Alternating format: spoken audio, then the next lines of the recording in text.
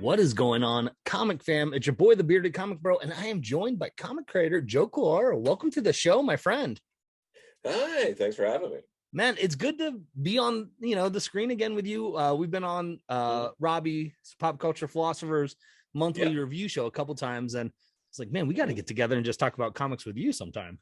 Well, thank you. Yeah, no, Robbie's great. I love anytime I get to be on there. I just did did the movie reviews. I try to do one of those every month or two. I did the Isle of Dogs one. That Oh, was great. nice. Nice. I love that movie. Yeah, it's all right. We've said enough nice things about Robbie. No, just don't worry, he won't watch this. He won't see it anyway, so it won't go to his head. But Joe, you're a comic creator.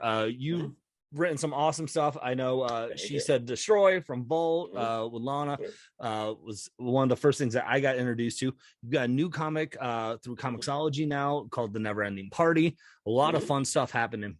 And before we hop into all of this, I will always like to know, how did you get into comics? Have you always had a love or passion? Because I've been on streams with you and I know you know a lot about comics. So where did that all start from? Well, thank you. I mean, a lot of that started, the comics connection came from Sonic the Hedgehog. I got into the Archie Sonic comics, so I was picking up those floppies, and that's what really introduced me to the idea of like, I started with issue 28. And so it got me into that mentality of like, oh, there's other issues. How could I like going to comic shops and going into, the back issues to piece together the story before that. So that's what really got me into like comics and how they kind of work in that respect. But, I mean, reading Sunday newspaper comic strips. Yeah, I always loved Garfield and all that stuff. Garfield was the go-to, like I'd read that first, and then there'd be Peanuts and other stuff, but it was Garfield was the one I would go to first. And being familiar with some of these characters like X-Men, Batman, Spider-Man from the cartoons in the 90s, and finding it impenetrable based on what was going on in the cartoons to the comics. Like you'd pick up, I remember getting like Spider-Man. I forget the exact issue number off the top of my head, but it was like during Clone Saga stuff. It's like Ben Reilly. It's like not Spider-Man was fighting not Dr. Octopus, and I'm like, what the hell is going on? Like these are like that's not what's going on in this cartoon at all, and it was just insane. Same thing with the X books were. As crazy as the 90s cartoon was, and obviously it was based on, mostly stuff from the Claremont run and a little after. But I mean, even that, like you try to read the comics, it was night and day. You couldn't figure out, like, if you were just jumping in based on that. Same thing with Batman to an extent. The first Batman comic I read, I want to say it was Batman, I think it was 545. It was, it was during that like 3-parter where the Joker and the Demon Etrigan were working together. Okay. And I remember that, and also just reading that at the time, being like, it looked cool. I love, Kelly Jones' art, and Doug Banks is one of my favorite Batman writers. But at the time, it's like part 2 of this, and I'm like, who's this Demon Etrigan? And like, I know the Joker, but like, he's working with a demon. That's really dark, like, and why are Batman's ears so long? Yeah, exactly. But like that's not practical. But yeah, like so I got into mainstream comics a little later, like in spite of everything that they did at the time to make it impossible to read, which it's just comics. Right. Well, I love that. I love Sonic was the gateway for you. Were you were you a big Sonic fan from the video games and stuff that got you to want to pick up the cartoons? Okay. Now I remember, and I know the first Sonic game was on Master System, but they really made a big deal out of it for Sega Genesis. And I remember, being one of those kids who, the Genesis and the Super NES were coming out at the same time, and I wanted Genesis because I really like that, like what this Sonic guy had going on. And I feel like I don't know for sure, but I may have caused my parents to have to, because for Christmas they were getting like one of the systems for like me and my, at the time I had two younger brothers as well, like one who was like old enough to also play and one who was like just born. But I remember having like a conversation, like the kitchen, them sitting there being like, I thought, isn't Super Nintendo the cool one and stuff like that, and having to be like, no, I want like Genesis with Sonic and all that. So I may have made them had to exchange. Just it's possible, but like I what the hell do I know? I'm a kid who just wants to see the blue thing go fast. That's right. Hey, there's no hate for Sega here. That was my first game system. Oh yeah. So I had to get into Sega that way, and that was my gateway into video games. So I'm all about the Sonic love here. Awesome, yeah, and yeah, I was really into the Sonic, 1 through 3, Sonic and Knuckles, when you could just plug that into things, and I wasn't too big into the whole like, oh, you can play Knuckles in Sonic 2. I was more into like, let me play the extended like Sonic 3 into Sonic and Knuckles. That's what you want to do with that. Yeah, no one really ever wanted to play as Knuckles. And then I also loved Dr. Robotnik's Mean Bean Machine. Yes. And that's one my wife got into that one with me lately, because we bought one of the remastered like Sega, that you can plug into HDMI and have right into, and so she's like, I don't want to play video games, but like she's like, well, this kind of feels like Tetris, or like I can work with this, and then she'd just get really mad when I'd send over a whole bunch of stone blocks and block her, and and we were done. Yeah, and all those like sound effects, like it would drop all the stones, but yeah, I appreciated in the most recent Sonic movie, because I had to go see that in theaters. That was fun because the theater gives out like a poster and a comic. And I was with my buddy Fish, who I go see movies with. We're going to see Thor on Thursday. Oh, nice. But but they give out the posters and comics, and the person there is just like, do you want the poster and comic? And we were just like, yeah, that's why we're here. Absolutely. Just comes free. Come on. So yeah, they had a reference. The coffee shop in Sonic 2 was the Mean Bean. So good. So good. I agree. And then other stuff happened, like Sonic Spinball was fine, and then there was Sonic 3D Blast, and I was like, I feel like we're starting to we're milking the cow a little bit too much. Yeah, we're starting to stray here. And then I got through like the Sonic Adventure like 1 and 2. By then I was kind of like, I'm good now. Yeah. On Sonic. And so when I do go play, I tend to go back and play the older stuff. But yeah. Nice. So how did that transition from, you had this love of comics that you got into, to say, okay, I want to get into creating comic books? Mm-hmm. I always God, that's a pretentious way to sound when you're starting this. So instead of like I always, like, let me think of another way to say it. All right. So in around 3rd grade, a buddy of mine, Brian Rush, was also into like Sonic the Hedgehog and like Mega Man, and we would play the like Sonic the Sonic games, but also like Mega Man's like 3 through 5. 1, 3, 4, 5. We didn't have 2. I rented 2 a few times. I've played through and beat 2. Don't worry. But but he had Mega Man's 1 and 3, and I had 4 and 5. So we would alternate and play do it. Yeah. So and then we also played later on the more emo X games. It's where Zero. I mean, is there anything more like emo than like a sad boy named Zero? Like, when you really think about it, like really internalize that. It's like, oh, he calls himself Zero? That's crazy. But I really hadn't internalized that earlier, and it's all kind of hitting me right now. Now it's coming back to you like, wait a second. Wait, he's so sad. But we around 3rd, 4th grade or so, we would do like our own sort of like fan fictions of, okay, Mega Man and Sonic, and kind of like combining those universes. I had I had created. It's long gone, but you draw, you sketch things as a kid because you don't realize how like terrible you are at it at the time.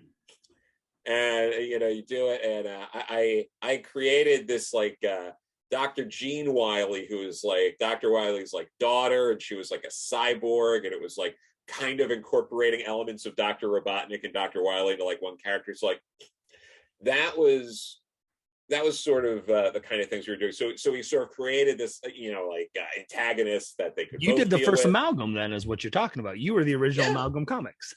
Yeah, absolutely. I was doing that. I wasn't aware. I think I've read some of those Amalgam comics recently. I think I reread some of the Ron Mars, Peter David stuff, and some of that stuff is interesting, and some of it is comic. Yeah, it's there. It's some of it happened, but no, that was all stuff that really got me going, like creatively, and we also had Legos. You play with Legos, and like you do stuff where you take like the half of like the guy and you put him on like the rocket, so you have these like rocket guys, like that kind of stuff. But naturally, so that's really where a lot of the creativity came from. From at first, and then played a lot of like games, would read comics. I got more into Marvel and DC stuff in like high school. Okay. I had a friend who worked at Captain Comics in Plainview, New York. It's not there anymore. But then I got into like Ultimate Spider-Man, Runaways. Yeah. And that's when I also did things like, you started reading, like Dark Knight Returns, Watchmen, things like that. Right. But then in college, Joss Whedon's Astonishing X-Men was going on. So I was going to a shop with a buddy of mine, Jake. We would go to Fourth World Comics and pick that up. And we were reading that every month. And then it turned into every other month. So that was the whole thing. But no, that really got me into reading X-Men like monthly, like going to a shop and picking up comics, because that was a much easier entry point than the nonsense that was going on in like 96, 97, 98. That was just like, what is even this? What's happening right now? There's a million characters and way too many books, but like with Astonishing X-Men, it was easy to be like, okay, I'm familiar with Joss Whedon. This art looks good. This is a small team that I can comprehend and get around. Like it made it much easier to get into the book. And then later I went and read through a ton of other stuff. But that was a good entry. Okay, yeah. And then I was doing that, and pretty soon it got turned on to like Invincible and Walking Dead, because then like everyone was talking about Robert Kirkman. The DC started putting out those hardcovers of James Robinson's Starman runs. So I was picking those up. Like I was getting into a lot of that, and then Starman got me to read. I went back and read like Golden Age Phantom Lady, Golden Age Starman.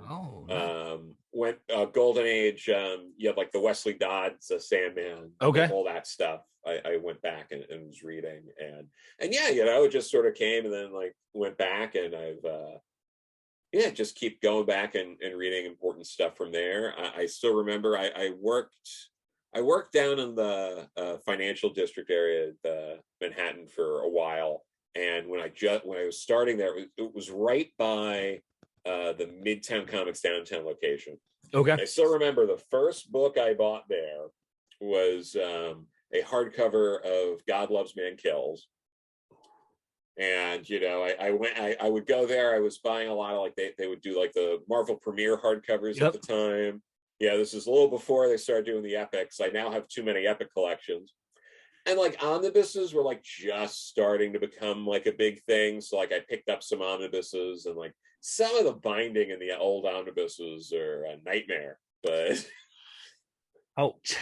But they've gotten a lot better. But yeah, I have some books, some of the older omnibuses where you're just like, what were they thinking? I can't even open this up anymore because it'll fall apart. Yeah, it's that, or the binding was so tight I can't even open it. Oh, you can't even read it. You're like, it's like you have gutter loss of like half a page on either side because you're like trying to like pry this thing open. But yeah, no, they've gotten much better. And I have way too many omnibuses. I have like 60 something. It's wow. See, I could never get into the omnibus game because they were too big for me like to read. I was just like, I felt like I was gonna break my wrist just reading it. Yeah, no, I have a ton of absolutes too. I love reading just like the giant oversized. I read through Jack Kirby's Fourth World not terribly long ago in that format, two gigantic absolutes. And money idea for DC. If I ever get a chance to talk to someone in the reprints department, it's printing money because people will double, triple, quadruple dip into this, and it's insane to me that this hasn't happened yet. But they do the giant the giant omnibus of the Death and Return of Superman. Here's what you do: you do 2 giant absolute editions, one that's just the Death of Superman and one that's the Return of Superman. One of them, the slipcase, is the black with the bloody logo, and the other one is the white slipcase with the restored logo. Yes. And you can even go all the way in and package them all in, like they come in the boxes, but you put a poly bag around it with a little armband hold it around the box. Yeah, like just like it like why not? Like it's crazy. Like they could sell both of those for like 150 each. Yep. Like I would buy it. I don't know if any DC people will listen to my show, but if they do, you've just got a golden idea right there. Money idea. People would buy that. There aren't enough absolute editions of Superman stories anyway, so that would help. Yeah. So when you fell into comics and you went far into like reading everything on all around and going backwards and picking up stuff that came out way before you and it seems like it started to kind of feel that creativity. And how did that then take that creativity into then going, okay, I'm going to put this into something, I'm going to create something here? Yeah. I mean, I had friends back in high school going into college who were interested in doing some stuff, like in terms of like collaborating, like coming up with like something to really do. And at the time, the idea was like, why don't we come up with, like some sort of like, cartoon or animation pitch or something like that. And a friend of mine was like, oh, you're more familiar with comic stuff. And I was thinking of this like comic booky kind of thing and wanted me to work with him on it.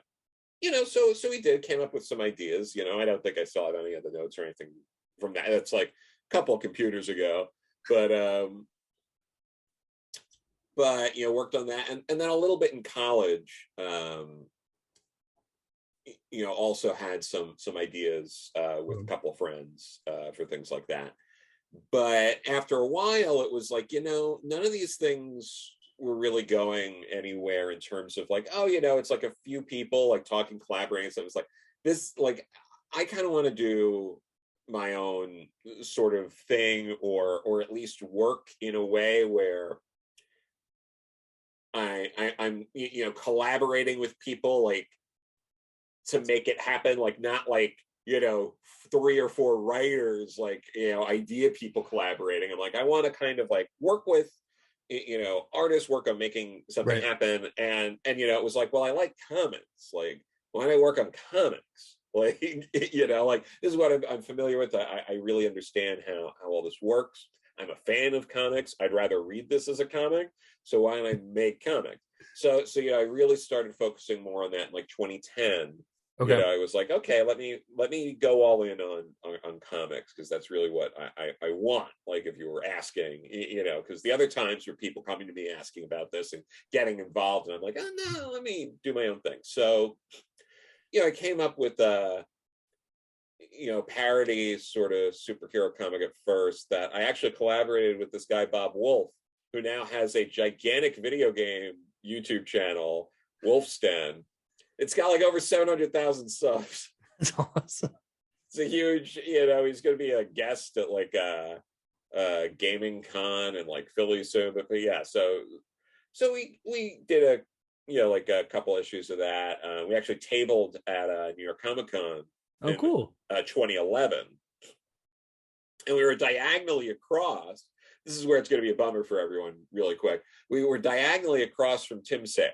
Oh, yeah. And so I was able to, I got a bunch of things signed. I got a Superman sketch from him. He sketched Batman in my Long Halloween Absolute that I brought over to him. He was very, just very, warm and talkative, and was cool. And, took one of our comics and stuff. I'm sure he didn't read it, but, it was very nice of him. And, so he was like really like the first pro that I was like a fan of, who was like receptive and wanted to, talk and that kind of stuff in person. And then from there, I ended up getting to collaborate with Danny Luckert on a more serious comic project. He has gone on since and has collaborated a lot with like Colin Bunn. Okay. Mm-hmm. They're currently doing collaborations, but he did what was it? He did a comic with Colin and Image. He did Red Mother. I forget who the writer was of that, but he did that at Boom. Is it Jeremy Hahn? Is that Red Mother? I think it was Jeremy Hahn. Yeah. Yeah, no. So we got to do that, or we got to work on something that he went on to do those things. So again, the real trick here is if you want to do a lot better than me, you should work with me on something, and then you'll go on to do these other things. So. And then one of my first exposures to you was through your Vault comic, She Said Destroy. How did that kind of come about?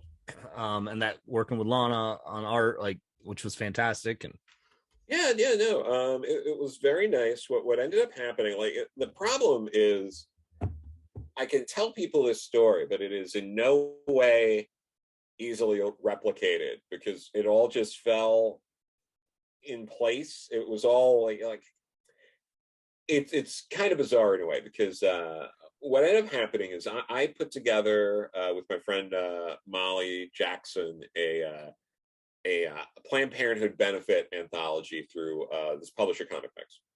Okay. And it's still available now if you want to support. All the proceeds still go there. I've still not gotten a dime from that book, so I can assure you that all the proceeds go there.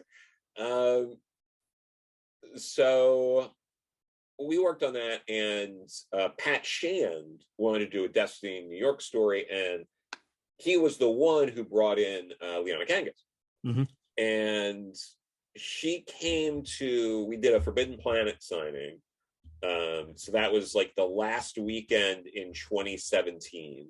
Okay. And it was really nice. Denny O'Neil actually came down from upstate New York to be part of the signing because he had a story in it. So we had Denny, we had Mindy Newell, who's the first woman to solo write Wonder Woman comics. There were a couple of times in the past where there were like co-writers or plotters or things like that, but she was the first to like write multiple issues of Wonder Woman solo.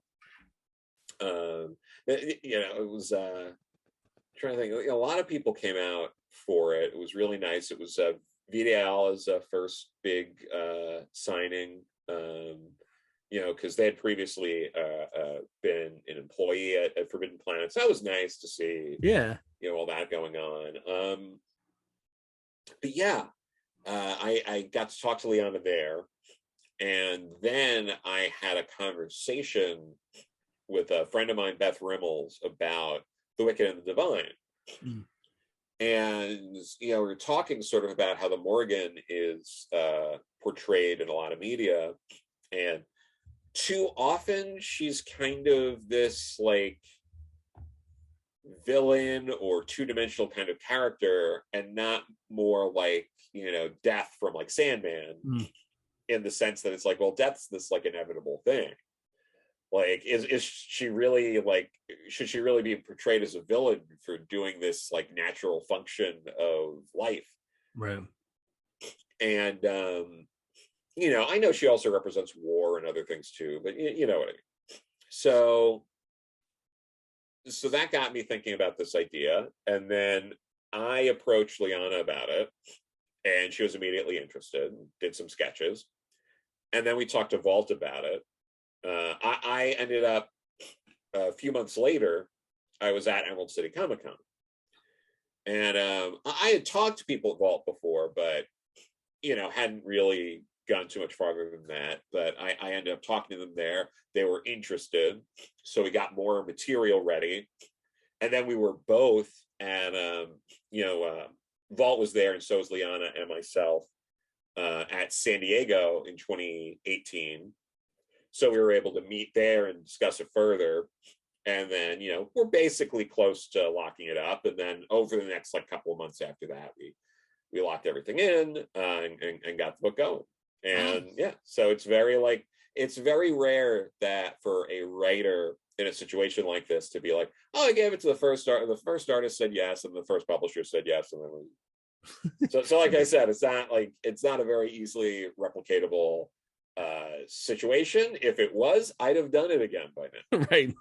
So, well, one of the things that I wanted to talk about, wanted to have you on, is you have a new series that's launched through Comixology, The Neverending Party. Let's talk about that a little bit. What is that about? Where did this idea? Let's just start. What is it about? For if someone hasn't gotten to read issue 1 yet, and I know at the time of this recording, issue 2 just dropped, right? Yeah.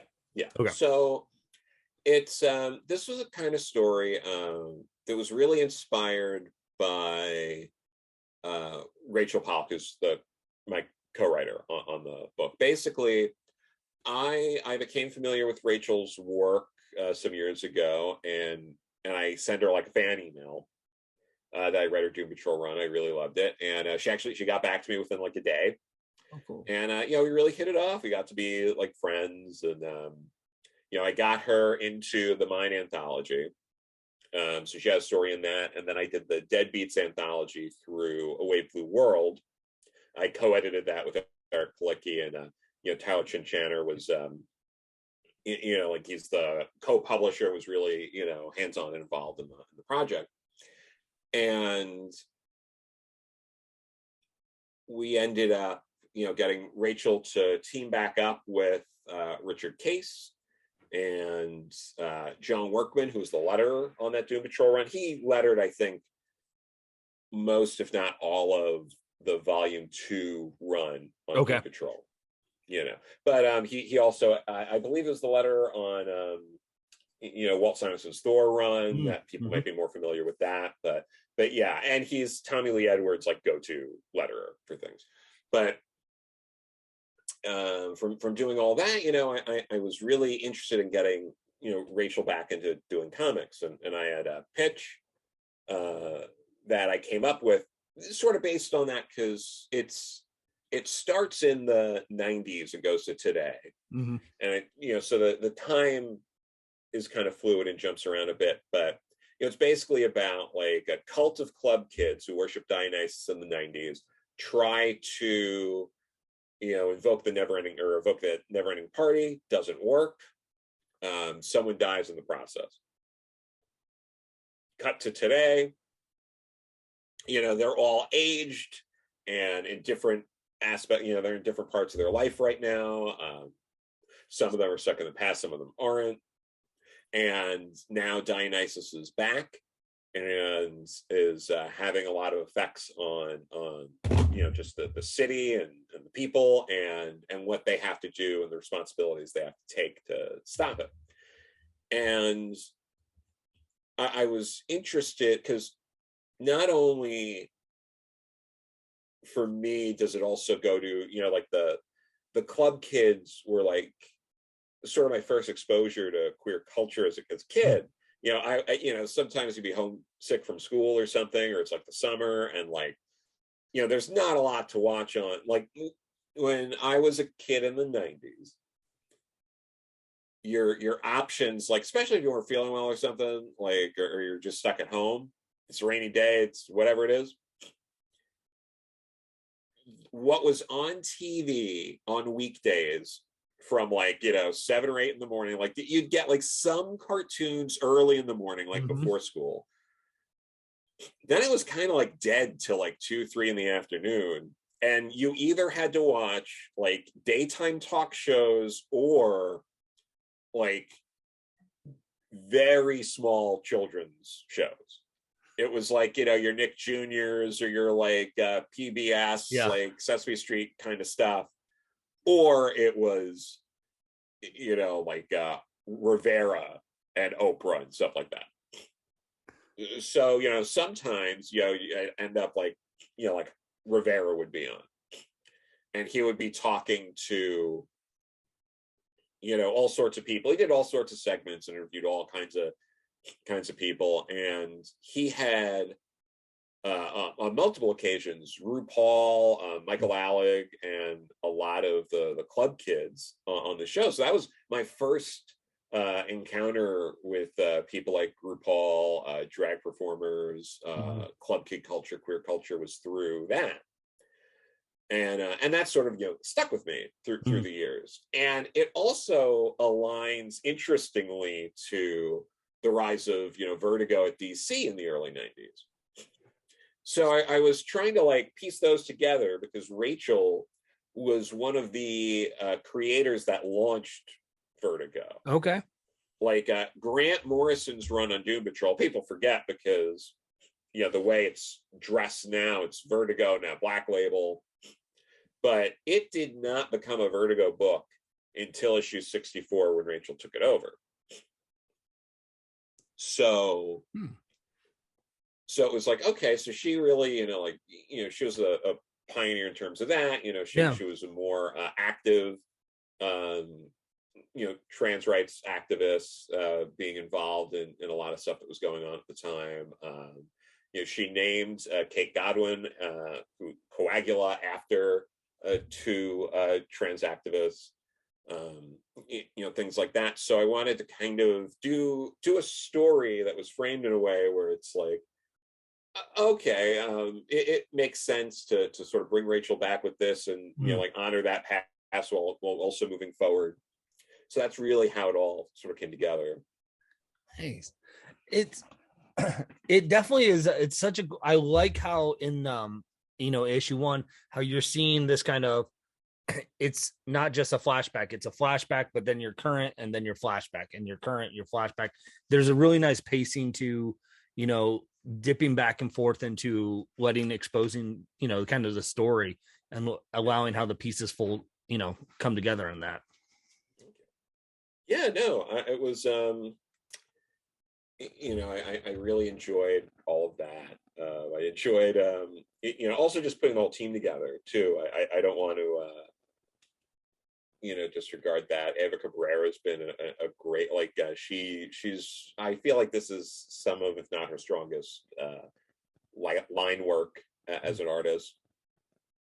Noah Shorma is the editor, really helped a lot in terms of just making sure, because when you're co-writing, sometimes you're co-writing characters that never existed before, right? So there's nothing we can base it on. So and you need someone there who can kind of be like, okay, let's make sure the dialogue and everything and the characterizations are all smoothed over, you're all on the same page.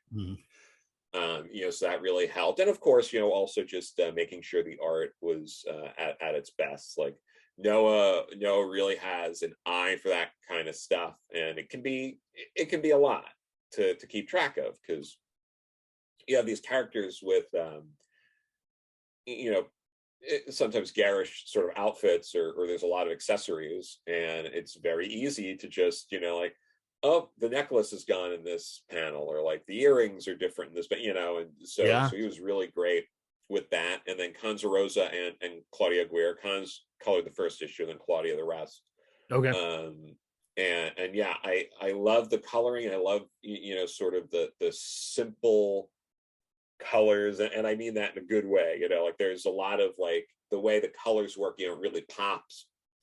I get a little weary sometimes with some comics where there's just too much gradation, and you're trying to do all these things, and then it looks like a muddied mess. Yeah. So like I especially for something like this, I'd rather you have fewer colors and everything just pops. Yeah. And yeah, then Zach Sam and Micah Myers did the or Micah Meyer did the lettering, and Oh. was really happy with that. I've gotten to work with both of them in the past as well. Same thing with Ava, Claudia. Yeah. I edited the last volume of Kim and Kim that came out, and Lost of Planet Earth, which was Mags and Claudia did that, and Zach was the letter on that. So there was some familiarity with everyone involved. Even the logo was designed by Jude Viggins. Jude, I have trying to think, we try to we've talked about collaborating and stuff in the past. I've known him for a while, so this was kind of like the first thing that we really did like together. But the logo, I think, is just so important for the book, and he really just did a fantastic job on it. Pops. Well, I love that you are, you want to make sure that you give credit to the team, because it is such a group effort and such a small world. Like, because like Michael Myers, like, oh, I shared a room with Mike at Baltimore Comic-Con last year, so I was like, I know Mike. Yeah, no, Mike is great. Very, very easygoing. I mean, and a real trooper, because there's some stuff that comes up, like the comic is it's certainly adult themed. And there's some language and different things that come up, and I talk to him about that, being like, hey, like, let me know if you're comfortable with certain things, and he was real trooper about it. Yeah, it's so cool to see. Oh, I'm really curious about your process of because usually when I'm talking with a creator who's writing a book of it's like I write it, kind of send stuff to the art. How's the process for you co-writing this? Is it a lot different from like if you were just doing a solo writing job? Like, how's that format change for you more? Oh yeah, no, it's a lot different, because I would call Rachel, and then we would talk it through what we wanted to do for an issue. I'd then write it down. I'd then come up with an outline for it. I'd run it by Noah to make sure we're hitting everything. And sometimes we'd have to add something, because Noah might be like, well, we also have this dangling plot thread we should address at this point. Let's not wait another issue, like that kind of stuff. Mm-hmm. Then I would email to Rachel. We'd talk again and break down the scenes, and for the most part we pretty evenly split every issue, where it would just she did most of the endings. I might have written the ending for like the first issue, but for the most part she handled the endings. But we kind of break things down into like, okay, write this scene, or oh, this is a sequence that's in the past that's like broken up throughout the issue, so maybe like you'll tackle that and I'll tackle what's going on in the present, like that kind of stuff. And we would get it to an even number of pages, and then we'd write it that way. Yeah, so it's different. Yeah, it feels like it, but it also feels like that's where a really good editor is to be able to kind of make sure things are on track. And when you're having two different people trying to, like you said, tell be the voice of a character, that there's really no background to this character, like you're not working with original IP and stuff. And so I think that's where the team really does have to come together. And so where did you go then? How did this come about of coming out with Comixology? How did you get connected to have this book there? I pitched this to a couple of places, but when I started editing Lost to Planet Earth, I was kind of in at Comixology in that sense, because I was editing a book over there already. Okay. So then I was able to talk to Chip, who's he recently left the company, but I was able to talk to him at New York Comic Con 2019. And he was interested in the project, so I sent over. We talked a bit, we firmed things up, we got to the point where we were committed to doing this, and just went from there. Nice. So with Comixology release, I know they're all it's all digital and stuff for it, and then is it sometimes that they come out in print later, or is it up in the air, or is it always digital? Because I feel like a couple have come out in print that have been Comixology original. Yeah, they tend to. most, if not all of them, have come out Okay. in some way or another through Dark Horse in trade. Okay. It's rare. I think the only one that came out in floppies so far has been, was it We Have Demons from Scott Snyder and Yep. Greg Capullo. Yep. But for the most part, it's the trades, and they're pretty nice. I have the trade for Lost of Planet Earth, and enjoyed that quite a bit. It came out real nice. Nice. So the vision of the Never Ending Party, is it a 5-issue mini? Is it planned to be ongoing? Like, what's the longevity of the story that you and Rachel are telling? It's we have this planned as 5-issue mini to tell this particular story.